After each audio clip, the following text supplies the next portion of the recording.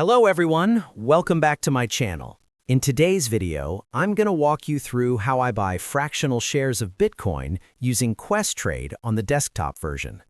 Once I have Questrade open on my computer, I head straight to the top search bar and type in Bitcoin.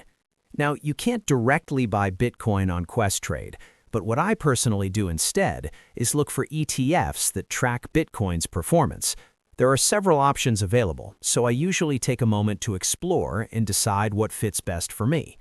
For example, one option I might choose is the iShares Bitcoin Trust ETF. When I click into it, I can see that fractional shares are available, which makes it really convenient if I don't want to invest a large amount all at once. Before placing the order, I always remind myself that markets fluctuate, diversification matters, volatility can impact returns, and staying informed is always valuable. After that, I go ahead and use the buy option, make sure everything looks right, and enter the amount I'm comfortable investing. Since fractional shares are supported, I can choose any amount that works for me rather than buying a full share. Once everything is set, I review the order and proceed with the purchase. That's pretty much the process I follow. So yeah, that's how I personally buy fractional exposure to Bitcoin using Questrade on desktop. Hopefully you found this helpful.